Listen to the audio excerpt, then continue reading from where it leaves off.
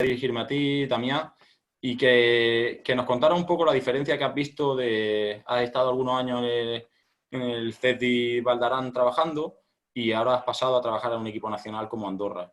Entonces, ¿qué diferencias te has encontrado o el perfil de deportista que te has encontrado?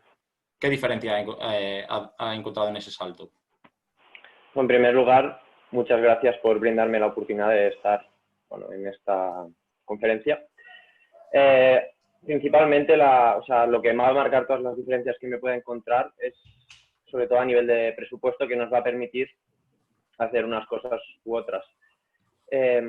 Actualmente, por ejemplo, en mi cargo se centraliza mucho más lo que es mi función en solo la preparación física, pero, es decir, y en la Federación Catalana, al final, esta función se veía un poco más segmentada, ¿no? Porque tenía que llevar a cabo otras tareas como podían ser la de ayudante o la de técnico en pistas. Por lo que a la pretemporada se refiere, las diferencias no son muy grandes, ¿vale? Porque a nivel de esquí de verano es muy parecido lo que hacíamos en un CEDI o lo que hago actualmente. Pero sí que me encuentro la diferencia más grande en este sentido en una mayor segmentación de grupos, ya que hay diferentes disciplinas, ¿vale? Y bueno, al final los niveles son diferentes.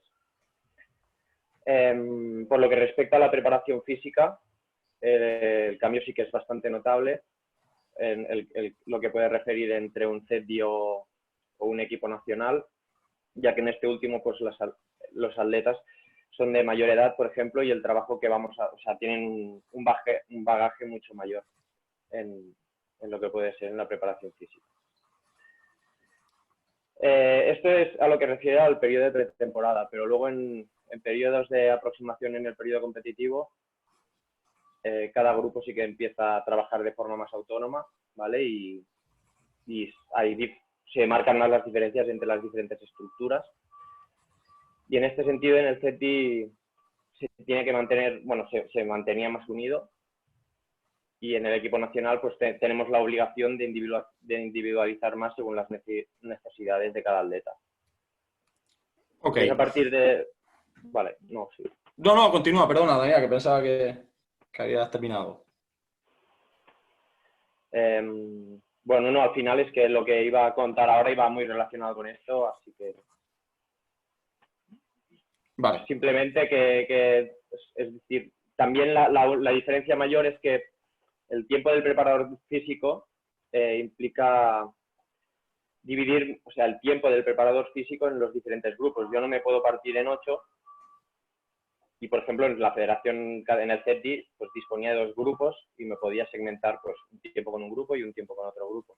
Pero en este caso, al tener muchos más grupos, mi tiempo se tiene que dividir en estos grupos. Entendido. Alejo, 20 años, tío. 20 años... 20 años tengo, joder, sí que me ves joven. 20 años haciendo planificaciones para gente de alto nivel. Entonces, ¿qué consideraciones has tenido tú durante esos 20 años para trabajar? Porque al final siempre has sido en el esquí alpino. Entonces, ¿cuáles son las consideraciones que has tenido tú a la hora de realizar una planificación de preparación física para un deportista de alto nivel? Bueno, pues generalmente he tenido un poco de suerte, la verdad, con todos los grupos y personas que me ha tocado entrenar, y casi siempre me han tocado o grupos muy reducidos o deportistas, o equipos de un solo deportista, con lo cual, en ese sentido, el esfuerzo que tengo que poner para la individualización del trabajo es muy sencilla, ¿no? Trabajo para una y lo doy todo para ella. Así de sencillo. Generalmente, lo primero que con la experiencia he podido notar es que el primer punto es saber qué tipo de deportista tienes delante, ¿no? Ya no solamente qué medios quieres entrenar, cómo quieres secuenciar, cómo quieres programar, es simplemente entender qué deportista tienes delante, cuáles son sus actitudes, cuáles son sus aptitudes y sobre todo qué le mueve, yo siempre digo ella porque siempre he entrenado a mujeres. qué le mueve a esa deportista, ¿no? A partir de ahí sale otro punto que son los puntos fuertes y puntos débiles, ¿no? Que se mezcla un poco con dónde quieres llegar y cómo puedes conseguirlo, ¿no? Se trata de conocer al deportista a fondo y para ello necesitamos un tiempo. Por ejemplo, te pongo el ejemplo de esta temporada. Para mí el trabajo que estoy haciendo con la deportista actual, con Lara Gut, aunque la conozco de una vida, porque siempre nos hemos cruzado y tal, pero realmente conocer sus virtudes y cómo se mueve y qué le mueve, me ha costado pues toda esta temporada. Como ya dije en la otra charla, mucha suerte porque ya hemos conseguido alguna cosita chula, pero yo considero que estoy empezando con ella, ¿no? Entonces, generalmente, el punto número 1 es conocer al deportista. El punto número 2, para mí, os puedo un poco introducir a cómo se desarrolla mi idea. Puedo compartir aquí un documento, porque siempre veo a Damián. Hola, Damián. Vale. Desktop. Ok.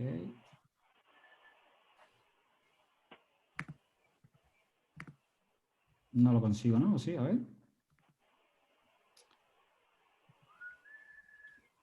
momentito. Bueno, pues no me sale. Bueno, sí, si eres capaz de contárnoslo Sí, sin a problema, grandes sin problema. rasgos. Bueno, en definitiva, era para hacerlo un poquito más ameno. En definitiva, la situación que yo tengo ahora es que entreno en una federación, pero me dedico solamente a una chica. Esta chica hace 2 tipos de disciplinas, técnica y de velocidad. Entonces, yo recibo los programas, los calendarios en cuanto a días de esquí, y a partir de ahí yo tengo que desarrollar mi idea, mi método, mi secuenciación de los objetivos que quiero conseguir, cuándo los quiero conseguir, en fin, lo que llamamos planificación. ¿Qué es lo más importante para mí? La idea la tengo clara, qué es lo que tengo que trabajar, cuándo tengo que trabajarlo. El problema es cómo mezclar el trabajo técnico con el trabajo físico, ¿vale? Para eso, por ejemplo, yo me muevo en olas de intensidades, ¿vale? Eso me permite secuenciar un poco la intensidad, ¿vale? A lo largo de la temporada y sobre todo a jugar con esas intensidades para llegar a los periodos de esquí con una intensidad de físico baja, ¿vale? Con lo cual, la intensidad que él va a recibir en las sesiones, la mayoría, el gran porcentaje de alta intensidad viene dada por el propio deporte que es el esquí, ¿no? No por la preparación en seco. Entonces, eso me permite hacer unas olas para hacer unas buenas aproximaciones y aprovechar al 100% las concentraciones de físico, sin tener que sacrificar ninguna concentración de físico en plan, bueno, pues estaremos cansados, tal cual. Yo intento buscar la máxima calidad en nieve, ese es mi objetivo número 1. No pienso sacrificar ni un día de nieve por un trabajo en seco. Después también me permite secuenciar el tema de la presencia. Yo soy muy de estar presente en los entrenos. A lo mejor es una cosa, un rejo que nos deja el deporte nuestro, que no se puede cuantificar con demasiada exactitud, precisión. Entonces necesitamos ver, ¿no? Somos de esa vieja escuela, a lo mejor yo. Entonces yo mientras más días esté, mejor. Entonces ese trabajo en ola me da la oportunidad de poder secuenciar presencialmente cuándo quiero estar y organizar mi temporada. Pues en estas semanas lo hubiera enseñado, pero no me sale la pantalla. En esta semana de trabajo ligero, pues la haces tú en casa. Este trabajo medio, al principio en el primer meso, voy contigo, te explico, al siguiente ya solamente empiezo a ser presencial las semanas pesadas o muy pesadas, ¿vale? Con lo cual, ya te digo, trabajando con estas intensidades, mato varios pájaros de un tiro. Y a grandes rasgos, esto es más o menos lo que yo tengo en cuenta a la hora de planificar. Ok, queda muy clara la idea, ¿vale? Como técnico también de nieve y pista que eres, trata de mantener ese equilibrio entre preparación física y preparación en nieve. Quiero seguir con Jaime. ¿vale? Jaime ha estado en muchas estructuras, siempre un perfil de persona muy especialista en el físico, pero al final, pues como ya sabemos, equipo multidisciplinar, te ha tocado hacer de todo. Quiero que me expliques realmente cómo ves tú la figura de un preparador físico en un equipo deportivo, sea esquí, especialmente el esquí alpino, pero ¿cuál es tu opinión? Bueno, nada, primero saludar a todo el mundo. Muchas gracias por invitarme de nuevo a mi casa, que es esta. Y nada, en principio la figura del preparador físico en la nieve, bajo mi punto de vista y después de tantos años de experiencia en esto, tiene que ser la que es una persona que se dedica al control de la fatiga, ayudar al entrenador a gestionar esos estímulos y a monitorizar la carga del deportista.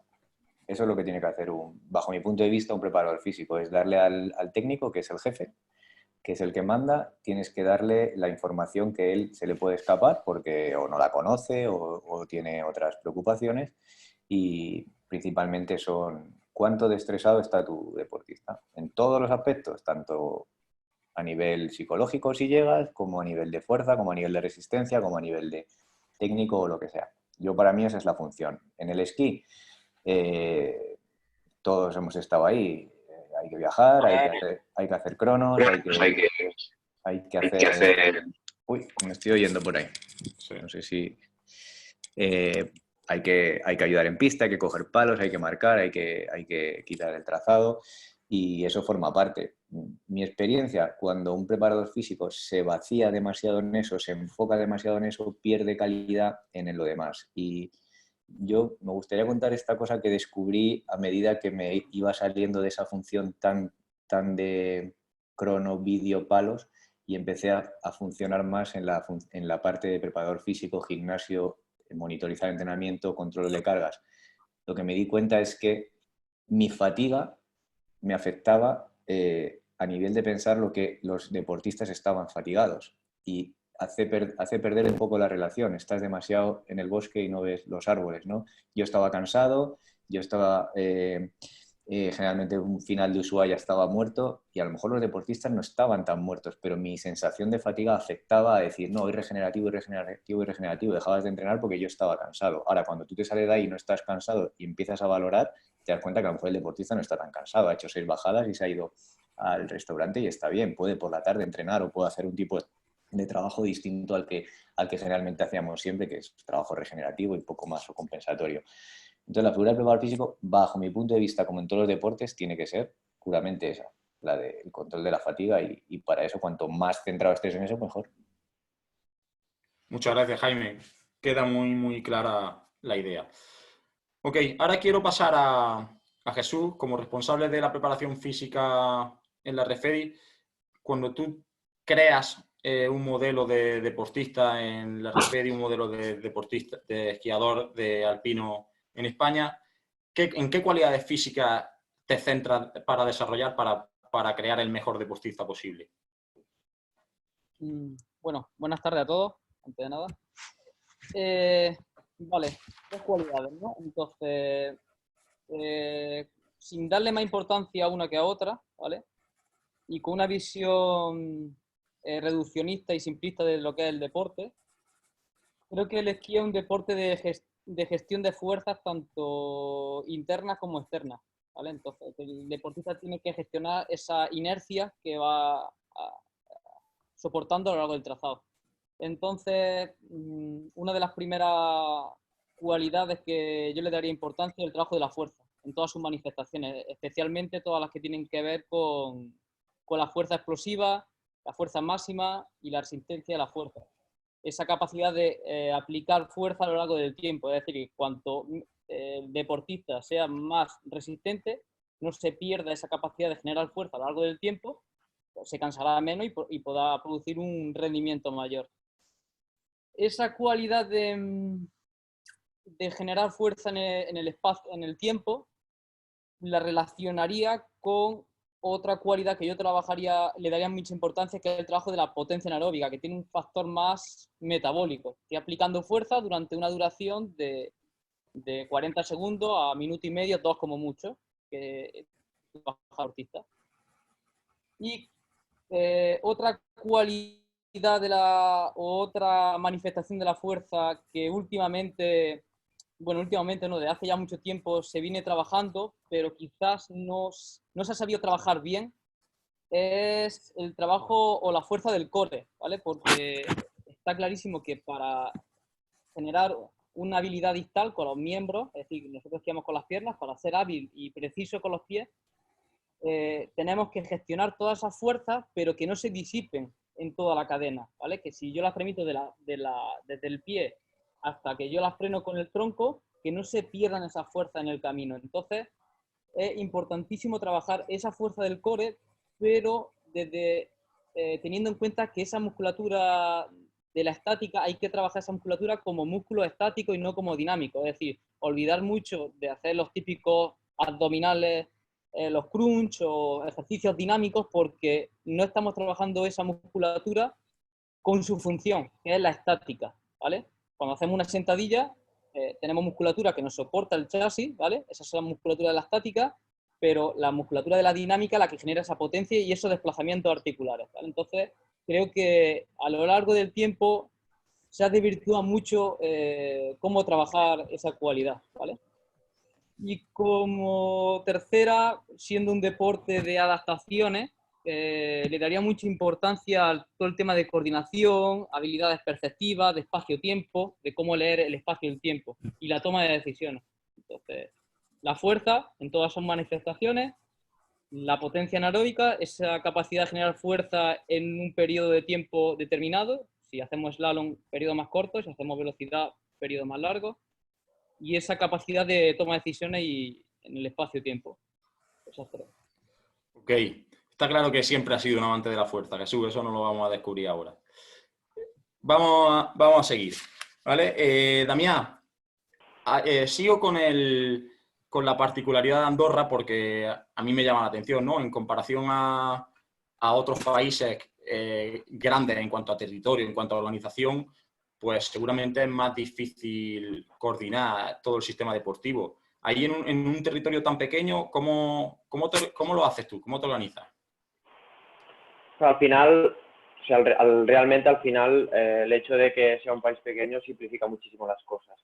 Entonces, aparte, es decir, los deportistas viven muy cerca de los centros de entrenamiento. Y aparte, al haber menos gente, también hay menos gente que entrena en estos centros de entrenamiento. Entonces, pues es muy fácil citar a los deportistas a X hora en dichos centros. A partir de aquí, normalmente nosotros lo que hacemos es, durante la pretemporada, realizar un trabajo 100% presencial durante la semana, ya sea pues una sesión por la mañana o varias sesiones durante el día. Y por lo que se refiere a fin de semana o fechas puntuales, es un trabajo, si se tiene que realizar un trabajo, pues lo hacen de forma más autónoma. Por otro lado, a la que sí que ya empieza el periodo precompetitivo o la temporada donde empezamos a viajar más, pues como todos, al final el objetivo es mantener una comunicación fluida con los deportistas e intentar ir haciendo bloques de físico en Andorra con estos deportistas, es decir, hacer coincidir que unos vengan a Andorra a hacer el físico y luego pues que otros se vayan y así sucesivamente. Pero siempre manteniendo, pues como hacemos todos, una comunicación telemática con los deportistas. Ok, el aspecto bueno que veo ahí es que puedes hacer justamente lo que comentaba antes Alejo, de realizar muchas sesiones presenciales como figura de preparador físico. Puedes estar en muchas sesiones presenciales y seguro aumenta la calidad que tienen esos deportistas en la sesión. Ok. Sí. Alejo, me gustaría preguntarte he visto por ahí algún vídeo rulando por internet de Lara Gut de repente haciendo parkour, Micaela Schifrin haciendo BMX, alguna vez que me enseñabas vídeo de lo que tú hacías en Canadá, de un final de concentración en un parque y hacías ahí durante 2-3 horas muchísimas actividades distintas. Háblame un poco de cómo ves tú este desarrollo multideportivo del atleta y así. Bueno, pues si hablamos de edades más tempranas, tipo U14, U16, te podría hablar de patrones motrices, ¿no? A ver, en todos los deportes hay un patrón motriz que se puede sacar, con lo cual, por ejemplo, te pongo un ejemplo, el que batea con una bola de béisbol, o el tenista o el golfista, son más o menos patrones motrices muy parecidos, ¿no? Entonces, a nivel de edades un poquito más tempranas, pues te diría que la idea va por ahí. Pero, ¿qué ha pasado en mi experiencia? Que he estado trabajando con equipos de Copa del Mundo y siguen haciéndolo, ¿vale? Entonces ya el discurso es un poco diferente, ¿no? Empezamos a hablar un poco también depende un poco la cultura, ¿no? Pero lo primero para mí, y me puedo equivocar o es por mi personalidad, es la diversión, ¿vale?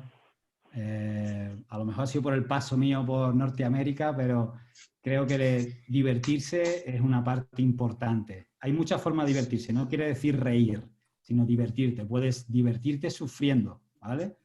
Vale, por ahí va el tema. Después, el tema de sensaciones, ¿vale? Por ejemplo, nosotros en Canadá teníamos Dici qualcosa? tres Quando c'entro posto. actividades. ¿Estoy escuchando a alguien ahí de fondo? ¿Hola? Sí, ya ha salido. Teníamos, por ejemplo, Benny, chiamar Benny. en un microciclo donde siempre doblábamos sesiones, teníamos Non tres fa, sesiones ce de l'hai qua? cocina. No, sì, ma anche ma porteria sì. Nessuno risponde, giusto? Mateo, Non so, può essere. ¡Mateo! Anche la Bene non risponderà, starà scopando il petrolio. Mi ha messo occupato di una troia. Ahora mismo no sé si Javier puede acceder a su micro o a su... Ok. Sigue, Alejo, creo que ¿Bien? puedes seguir. vale, perdonad, chicos. Bueno, entonces el tema con esto son las sensaciones que produce, como os decía, dentro de un microciclo donde todos los días había dobles sesiones, algunos triples. Teníamos 3 sesiones a la semana, que teníamos lunes por la tarde había boxeo, miércoles por la tarde había velódromo y viernes por la tarde había BMX, ¿vale?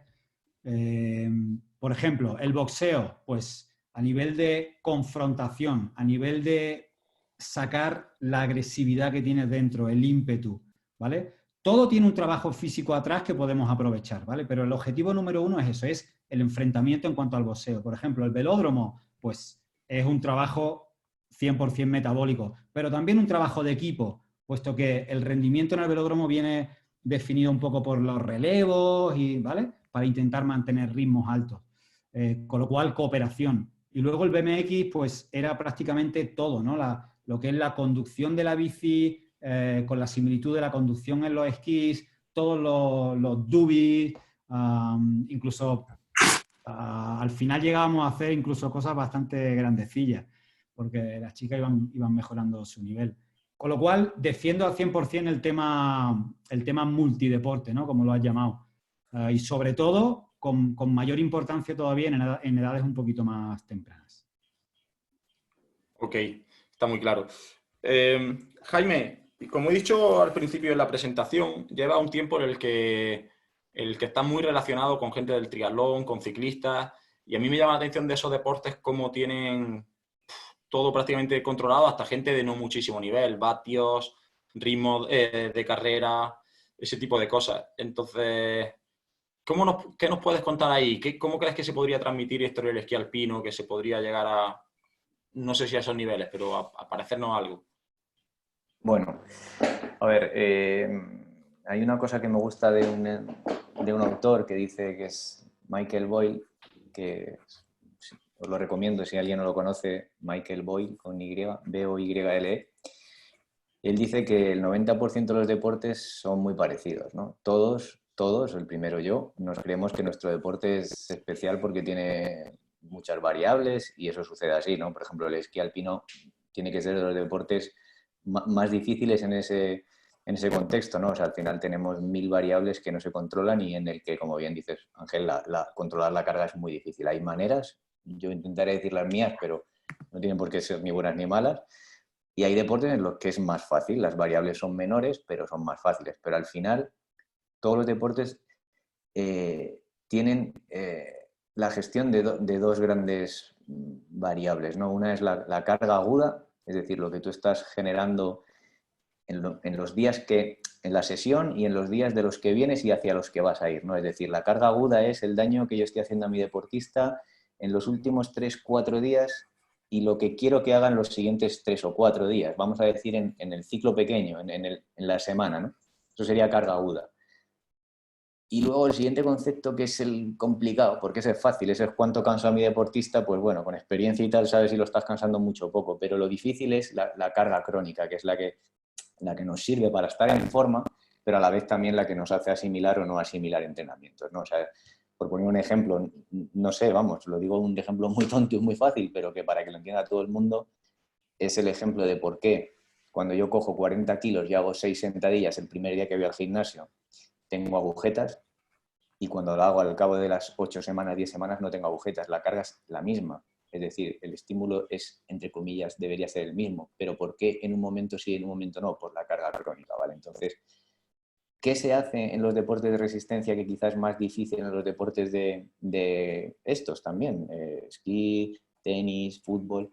Es el control de la carga crónica. Es decir, al final yo sé que salir 2 horas a esta intensidad en julio no es lo mismo que salir esas 2 horas a la misma intensidad en octubre, ¿no? Ese control es el que deberíamos un poco de forma, no sé, hay forma, yo lanzaré mi idea, pero de forma pues más controlada a implementar en el esquí, que es donde yo creo que siempre hemos hecho un poco más de aguas, ¿vale? Pero que es sencilla al final. Por ejemplo, en el esquí, si queréis os comparto una pantalla. ¿Parece? Claro, adelante. Vale. A ver si lo encuentro porque parecía que tal. Yo creo que será esto, ¿no?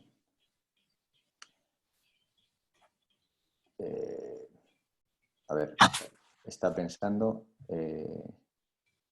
vale, es que le tengo que aceptar aquí. Vale.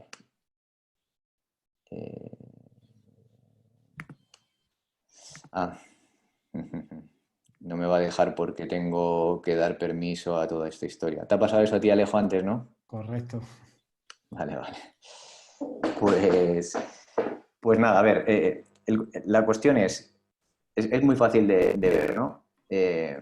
O si quieres, lo pongo, no sé, pero tengo que salir y volver a entrar, creo, para darle permiso. Digo como quieras, si te interesa ver el gráfico o no. Sin que interrumpamos la sesión. Salgo y entro, o si quieres avanzar esa pregunta y luego retomamos la mía. Vale. Es que se ve muy gráfico y con lo que quiero explicar del esquí se podría ver. Venga, le doy paso a Jesús Venga. y tú te arreglas con lo otro. Venga, yo Vale. me arreglo. Ahora vuelvo. Ok. Jesús, me gustaría que hablara un poco de qué crees que puede pasar con el trabajo en seco, trabajo técnico que se hace en seco, que a veces los técnicos de pista tratamos de plantear. Para ti, ¿qué transferencia o qué cosas positivas tiene para el trabajo en nieve? Vale.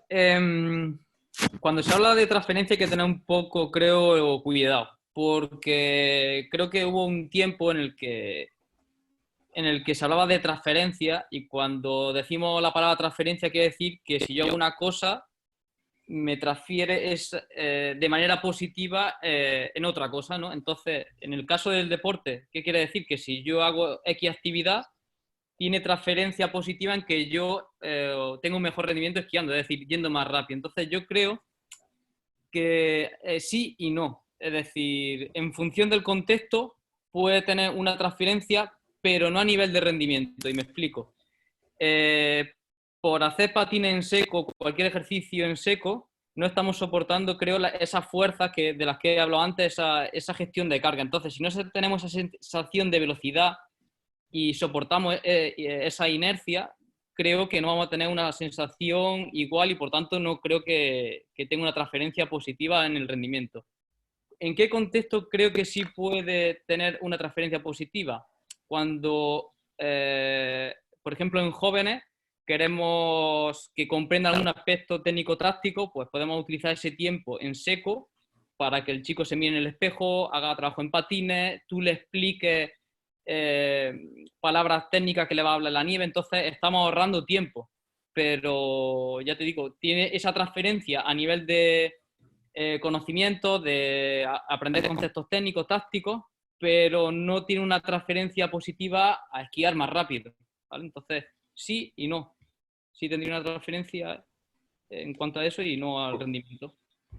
Ok, queda claro que si es una transmisión de conceptos y de tiempo que va a ganar para luego la pista, es positivo. Por ejemplo, pues, este año pasado en Sierra Nevada, cuando estuvimos con el grupo de jóvenes, tú hiciste mucho este tipo de trabajo para conocerlos y enseñarles tu vocabulario como entrenador, tu vocabulario técnico-táctico, o sea, de lo que vas a hablar con ellos en pista, pues aprovechaste mucho tiempo en darle ese tipo de información. Ok. No sé, ¿Jaime ha vuelto o no? Sí, estoy aquí. Venga, A ver si pudiéramos ahora, ¿vale? Es que se vamos. ve, sí, se ve. Se ve muy fácil y yo creo que si no, voy a estar ahí explicando cosas. ¿Lo veis aquí? No sé si se ve. Sí, Vale. ¿Y se ve mi cursor? ¿Se ve el puntero? sí. Vale, pues al fin y al cabo, voy a quitar esto. Vale. Al fin y al cabo, lo que tú me preguntabas, Ángel, es esto, ¿no? Esto es una planificación de un ciclista, ¿vale?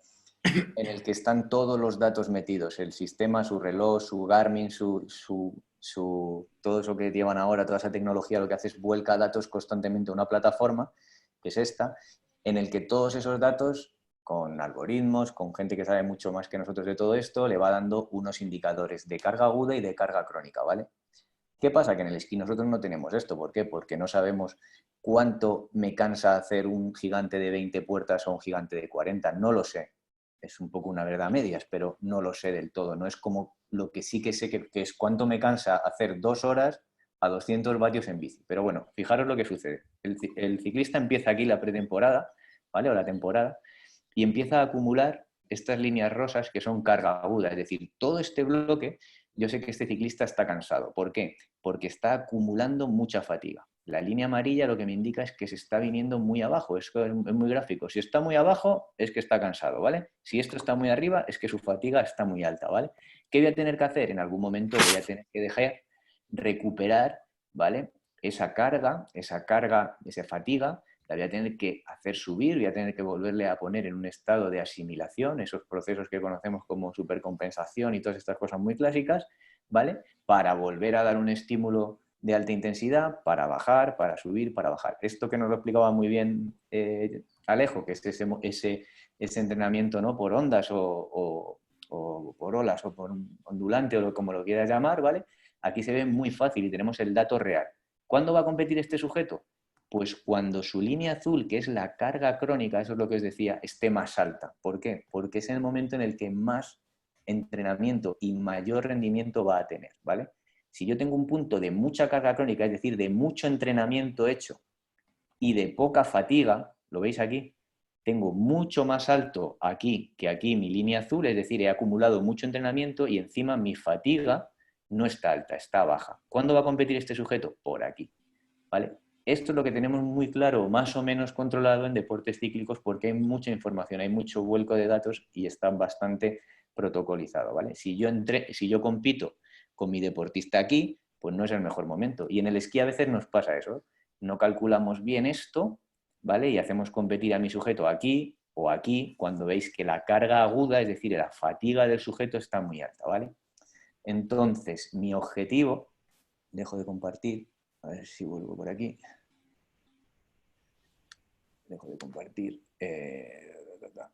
Dejo de compartir, ¿vale? Entonces, ¿mi objetivo cuál va a ser? Como os decía, controlar cuánto de cansado está mi deportista. Y para eso, la planificación es clave, ¿vale? Saber tu hoja de ruta, pero lo más importante es tener unos cuantos valores que te digan cuánto de cansado está tu deportista. ¿Cuáles son, por ejemplo? Pues son muy sencillos. Primero es la capacidad de salto, ¿vale? Eso es súper importante. Es decir, yo tengo que tener un buen valor de su CMJ, ¿vale? El CMJ es un salto con contramovimiento, el típico que hacemos siempre con las manos, ¿vale? Si yo tengo ese valor, el mejor que tenga el deportista, imaginaros 47, 52, depende del deportista, en cuanto mi sujeto está con mucha carga aguda, ese va a ser el primer indicador de que su fuerza se está yendo para abajo. Esa fuerza que nos decía Jesús se va a ir hacia abajo, ¿vale? Si yo le hago un requerimiento técnico en pista cuando su fuerza no puede hacerla, voy a tener problemas, ¿vale? Ese sería el primero. Segundo, puedo hacer también para testar la capacidad anaeróbica, ¿vale? Puedo medir, si tengo, imaginaros, tengo, no sé, un test de cuánto pierde mi sujeto de salto en 5 saltos. Por ejemplo, hace 5 saltos, el primero 43, el segundo 42, el tercero 40, porque me voy fatigando, no voy perdiendo salto. Si sé que cuando estoy bien pierdo muy poquito, 1 o 2 centímetros, y hago un test en un momento dado y estoy perdiendo 3, 4, quiere decir que mi capacidad anaeróbica, esa capacidad de hacer grandes esfuerzos en poco tiempo, ¿vale?, se va a ver afectada. Si está afectada, no es el mejor momento para competir o no es el mejor momento para pedirle grandes demandas a mi deportista. Entonces, si no tenéis nada de medios, un salto, un medidor de salto, cualquier aplicación que mide salto, cualquier plataforma de contactos baratas es el mejor punto para, o sea, la mejor variable para que veáis eso que estábamos viendo en un ciclista, que se ve muy bien en cuanto a los valores que podemos ver de pulso, de vatios y demás. Entonces, peor salto, peor condición. Facilito, pero por lo menos podría ser algo. Está explicado muy fácil, Jaime. Yo creo que si fuéramos tu alumno en la universidad probaríamos todos, creo. Bueno. ¿Vale? Vale. Sigo con Damián, que lo he dejado ahí un poco apartado. Damián, ¿qué opinas de... Ahora está muy de moda y viene muy al hilo con todo lo que ha dicho Jaime. Está muy de moda todo el entrenamiento de altísima intensidad, mucha carga, mucha fatiga acumulada, poco tiempo de descanso, que seguramente en la sociedad normal pueda tener unos efectos metabólicos que quizás les puedan ayudar, seguramente en su pérdida de peso y en su estado fitness. ¿Qué opinas de este tipo de prácticas en el alto rendimiento? Bueno, en primer lugar, en momentos puntuales de la temporada, por ejemplo, no veo mal el uso de este tipo de entrenamientos. Lo que pasa es que siempre que los deportistas estén bajo una prescripción profesional. Pero creo que, bueno, realizar también esta práctica de estas disciplinas requiere de un gran dominio de las ejecuciones técnicas, porque si no, es decir, al final son movimientos muchas veces muy repetitivos y, bueno, puede llevar a problemas físicos. Y aparte, bueno, nuestro deporte, como ya sabemos, es muy traumático y hay mucha carga sobre ciertas zonas. También, bueno, estas disciplinas, muchas de ellas trabajan hasta a un máximo nivel de estrés, tanto muscular como fisiológico, metabólico, y esto conlleva primero a una mala ejecución técnica y luego también no creo que sea lo ideal en muchos momentos de la temporada llevar a ese nivel de fatiga a los deportistas. Aún así, si le buscamos un objetivo propio en estas sesiones, bueno, pues no tienen por qué estar mal. Por ejemplo, si quiero trabajar o mejorar mi potencia anaeróbica en ciertos momentos, pues se les puede dar su uso. ¿Por qué no? Muy bien. Si sabemos cómo utilizarlo, seguro que nos aporta la parte positiva. Alejo, háblame un poco de qué opinas de la especialización, tener que ser más concreto en el esquí alpino. Repíteme la pregunta, que no te escucha muy bien, Ángel. Que me cuentes qué opinas de la especialización temprana en el deporte, si quieres, a niveles generales o en el esquí alpino. Pues bueno, yo te hablo del esquí alpino. Si entendemos especialización temprana en cuanto al inicio de un programa arreglado orientado a la competición, pues a mí lo que me dice la cabeza es especificidad del gesto. Vamos a ver. Si yo quiero que un niño aprenda a esquiar, tiene que esquiar, ¿no? Va un poco al pelo también con el tema de la transferencia, que habla un poco Jesús, ¿no? Si yo quiero que un niño empiece a competir, tendré que meterle una serie de cargas en nieve para que el niño vaya mejorando ciertos aspectos técnicos. Eso es claro. Otro tema es cómo vamos a meter las intensidades con estos niños. ¿Cuál va a ser nuestro hilo conductor o nuestros chivatos, test, llámalo como quieras, para ir metiendo más días de esquí o menos días de esquí o también cómo afrontar esos días de esquí? Al final lo que se quiere es educar al niño, educarlo en lo intelectual y en lo motor, ¿vale? Entonces, para mí una edad buena de empezar es la que quiera el niño.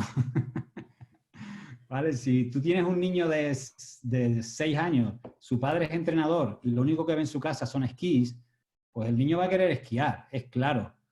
El problema, o sea, lo importante no es el problema, lo importante es cómo orientas tú el esquí en un niño. Aunque tu cabeza te diga, quiero tener un niño campeón, ¿vale? Pero el objetivo no tienes que perderlo de mente y es formar al niño, ¿no? Yo me acuerdo cuando estaba en la universidad, ¿no? Que los profes, que uno lo tengo aquí delante, nos decían que entre 6 y 9 años es como lo llamaban, ¿no? La edad de oro del aprendizaje, ¿no? Donde el niño tiene que estar sometido a un montón de estímulos para que su cuerpo y su sistema emocional entienda cómo se hacen esos gestos y pueda repetirlos y pueda desarrollarlos incluso en otros deportes, ¿no? Con lo cual, de 6 a 9 años, el niño tiene que hacer los máximos deportes posibles, las máximas, si hablamos del esquí, que toque todos los palos en cuanto a esquí libre, palo corto, gincanas, esquí multifinalizado, en fin,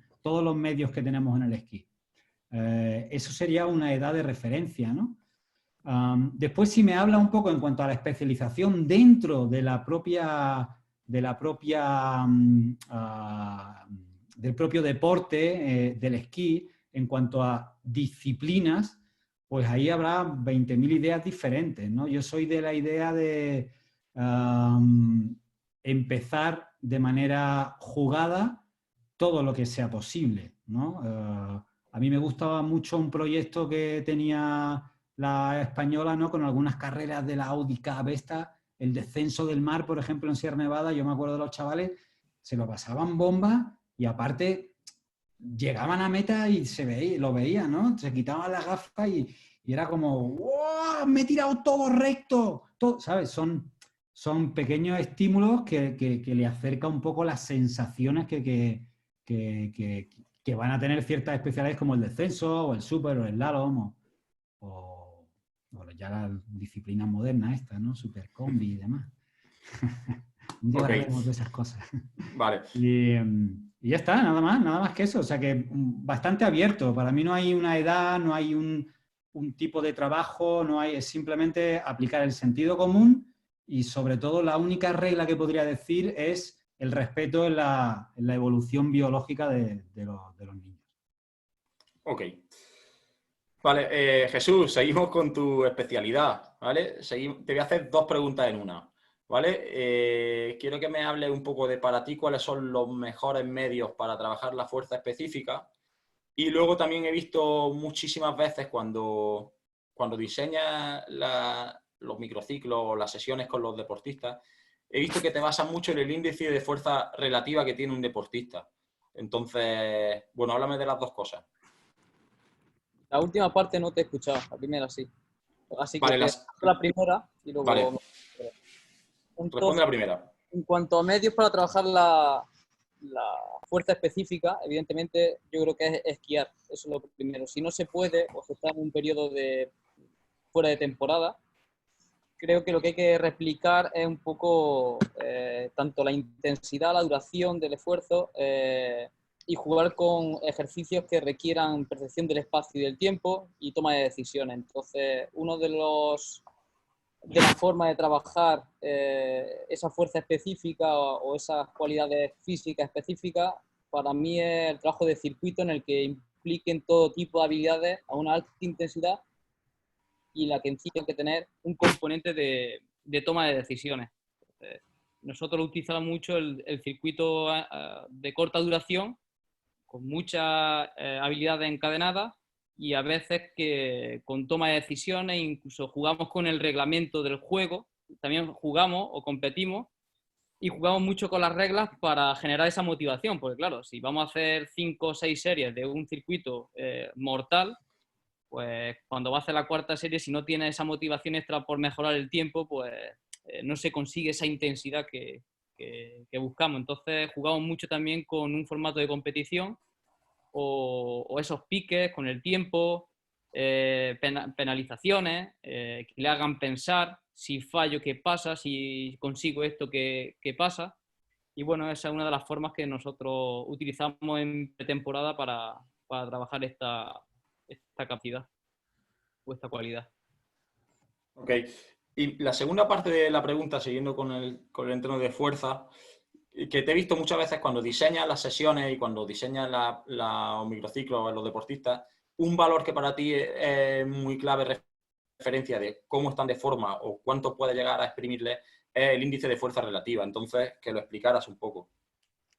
Vale, bueno, a mí me gusta ese índice muchísimo también porque, claro, no es lo mismo comparar los valores de fuerza de dos personas que pesan 10, 15 kilos menos. Entonces, para deportistas que hacen slalom me gusta muchísimo mirar ese valor porque indica o expresa esa capacidad que tiene de mover su cuerpo. Entonces, no sé, por darte algún valor, algunos chicos tienen un valor de 2.3, 2.4 de índice de fuerza relativa y eso te garantiza que va a soportar o va a generar una fuerza tremenda durante mucho tiempo, ¿vale? Ese valor, por ejemplo, con los que hacen velocidad no lo utilizo tanto porque entiendo de que tienen un peso corporal mayor, entonces tampoco buscamos valores de fuerza máxima o absoluta enormes, porque claro, tenemos en cuenta de que son deportistas muy fuertes, pero no tienen un chasis que soporte esa fuerza. La fuerza la tienen, pero el chasis no lo tenemos construido para soportar esa fuerza. O sea, nosotros no somos levantadores, por eso creo que en el entrenamiento de la fuerza, a veces cuando veo deportistas que levantan tantos kilos, creo que el riesgo es mayor que el beneficio. Con menos kilos podemos alcanzar las mismas mejoras y no tenemos ese riesgo. Entonces, ya te digo, para deportistas de técnica que necesitamos valores de explosividad y de fuerza relativa altos, es un valor que a mí me gusta muchísimo. Con velocistas miro otros índices para ver esa evolución y cómo están rindiendo. Vale. Intento pasar algunas de las preguntas del chat. Y Jaime, tú que te has visto en muchas situaciones con deportistas de Copa del Mundo, pregunta a la gente por número de sesiones, ¿vale? Número de sesiones que hacen, a lo más, si puede, a lo más exagerado, ¿vale? Al clásico que hace velocidad y a lo mejor alguna combinada, incluso rinde un poco en gigante, solo para dar un poco de datos así a gran escala.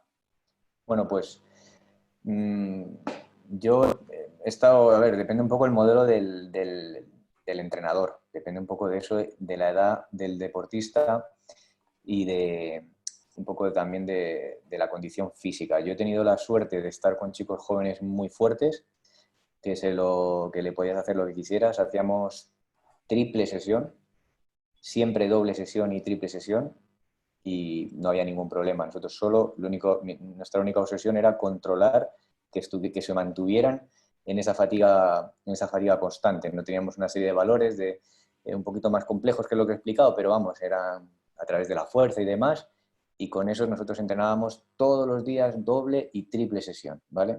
Creo que por aquí está el entrenador que le gusta hacer esas cosas y hicimos muy buena pareja porque yo me esforzaba lo máximo que podía y dentro de mis conocimientos para que cuando alguno de los deportistas perdía lo que entendíamos, esa capacidad de soportar los entrenamientos, lo parábamos y seguíamos con los otros. Por decirlo así, 14 sesiones a la semana. O sea, no teníamos ningún miedo para hacerlo, incluso hacíamos triple sesión alguna vez, ¿vale? Sin embargo, la última parte de mi carrera lo viví con una corredora mayor, súper lesionada, hecha polvo, con todas las lesiones habidas y por haber, traumáticas y no traumáticas, y aunque era una corredora, bueno, bien, estaba ahí la Copa del Mundo, estaba clasificado entre las 30 de vez en cuando, el tipo de trabajo era mucho menor, o sea, no había opción de hacer doble sesión, los entrenamientos de físico bien, tenían una carga importante, pero tampoco eran exagerados y no hacíamos casi nunca más de 5 o 6 sesiones semanales, no pasaba más de eso. Vale.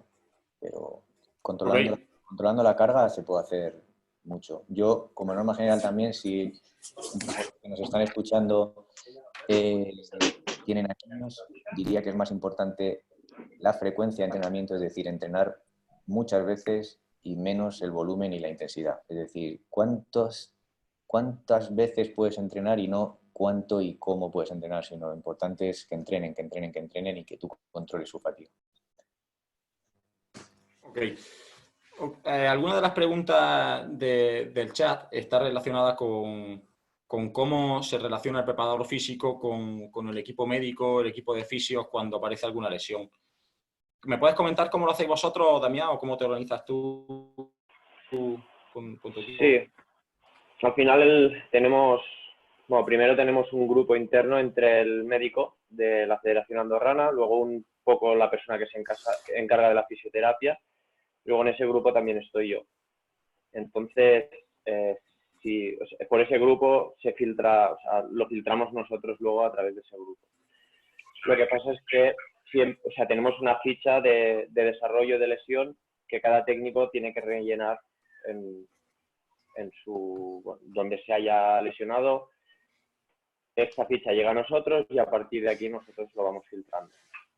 Pero la comunicación, pues eso siempre es entre 3 personas: fisioterapeuta, médico y preparador físico.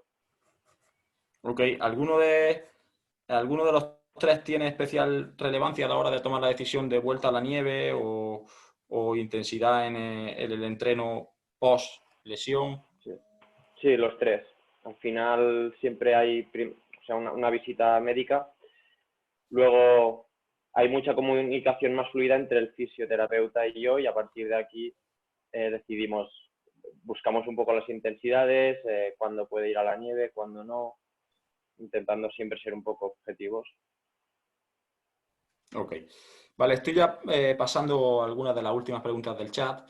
Jesús, en relación a lo que has dicho de actividades que pueden aportar una transferencia positiva al esquí alpino, preguntaban por el carpet o este tapiz rodante que se puede hacer, lo tenemos en algunas ciudades. ¿Qué opinas de esto? Bueno, yo creo que es una buena herramienta para el trabajo de técnica de base. A lo mejor en formación puede ser una buena herramienta porque tiene un feedback instantáneo y el número de repeticiones con una intensidad baja son inmensas. Entonces puede ser una buena forma de trabajar muchos aspectos técnicos a baja velocidad, pero evidentemente creo que tiene una limitación y es que el grip o el canto no se puede poner el canto con mucho ángulo, entonces esa sería más la limitación que tiene. Puede ser útil en etapas de jóvenes o de formación o incluso en la iniciación. Vuelta después de una lesión puede ser una buena forma de ver cómo responde el deportista cuando se pone la bota y el esquí. Y nada, como limitación es sobre todo la velocidad y que no puedes poner el canto con un ángulo excesivo. Pero sí, es súper útil seguro. Ok. Alejo, una cosa, esta es personal, ¿vale? Esta no es del chat. Una cosa con la que seguramente la gente está un poco menos familiarizada porque tiene más que ver con la velocidad, en la que seguramente la fuerza isométrica que se soporta es un poco distinta a las disciplinas técnicas. ¿Qué nos podrías contar ahí? Repíteme la pregunta, Ángel. Es que se me entrecorta. Trabajo de la fuerza isométrica. Tú que has trabajado mucho con deportistas de velocidad y así, ¿qué nos puedes contar? Bueno, está claro que, como decía Jesús, una manera de clasificar la fuerza es el tiempo que tienes para aplicarla, ¿no? Eso es, vamos, lo más básico e inteligente que se puede entender. Entonces, nosotros tenemos en curvas de descenso o súper, pues son tiempos de aplicación mucho más largos, con lo cual normalmente suelen ser deportistas con un mayor nivel de fuerza máxima, ¿vale? Pero sí que es verdad que a nivel de explosividad son menos explosivos. Esto quiere decir que necesitan más tiempo para aplicar toda su fuerza, ¿vale? Entonces, eso es básicamente la gran diferencia. ¿vale? Entonces, quería puntualizar una pequeña cosa. A nivel de isometría, al final, a mí me gusta hablar de la tendencia a la isometría, ¿vale? Al final isometría no hay nunca porque siempre nuestras palancas se están moviendo y adaptando al terreno, pero sí que es verdad que queremos mantener a lo mejor siempre nuestro centro de gravedad a la misma altura, ¿no? En un llano, en un sitio donde puedas realmente colocar una buena posición aerodinámica, mantener tu centro de gravedad a la misma altura, y eso significa una basculación del miembro inferior importante. Y en definitiva es una tendencia a la isometría, aunque nunca se consigue, ¿vale? Para eso hace falta valores de fuerza máxima bastante, mientras más mejor. Ok. Pues última y cerramos, ¿vale? Me la he guardado para ti, Jaime, porque creo que aquí tiene una opinión muy experta y además ha salido en el chat y me gusta mucho. ¿Crees que el preparador físico debería tener más implicación en la planificación general de la temporada, la programación general de la temporada de un deportista? Bueno, a ver, yo creo que el que manda es el técnico, lo sigo diciendo, el jefe es el técnico, lo digo 100%, o sea, no tengo ninguna duda, el técnico es el que manda, el técnico es el que tiene una línea de trabajo y el preparador físico tiene que ser su mano derecha y facilitarle el trabajo que es el control y el seguimiento de sus deportistas. En cuanto a si el preparador físico tiene que formar parte de esa mesa en la que están sentados, por supuesto que sí, por supuestísimo, o sea, no hay ninguna duda y probablemente aporte muchas lagunas que los técnicos, como nosotros tenemos de la técnica, ellos tienen de la parte más, por decirlo así, a nivel fisiología, a nivel de más, ¿no? A nivel del deportista y sobre todo a veces de conocer su deporte, ¿no? Porque conocen bien su deporte a nivel técnico, pero no a veces las demandas, ¿no? Eso sucede mucho. Por ejemplo, yo lo lanzo por si alguien está cometiendo este error. Nadie puede entrenar en verano. Si no vas a Ushuaia en septiembre, nadie debería entrenar en verano con una intensidad absurda, porque esas adaptaciones no van a llegar a febrero. Entonces, muchas veces los técnicos, yo me he encontrado en algún momento con nosotros no, porque íbamos a Ushuaia y teníamos que preparar bien Ushuaia, pero si no vas a Ushuaia, no entiendo hacer chicos en desal subiendo cuestas y haciendo altísima intensidad allí por aquellos campos verdes. No es el momento. Entonces eso, un preparador físico que se pueda juntar con el técnico y le diga, ojo, que no es el momento de hacer esto ahora, que esta gente compite en diciembre. Entonces eso es, por decir un error, ¿no? Ese mini error que puede suceder en algún momento, un preparador físico debería evitarlo. Ok, pues muchas gracias. Vale, yo nada, para cerrar, decir que estoy teniendo una suerte increíble con las mesas que me están tocando, porque hoy otra vez los 4 participantes habéis demostrado un nivel buenísimo. Y nada, Javier, por nuestra parte está todo ok. No sé si tú quieres cerrar.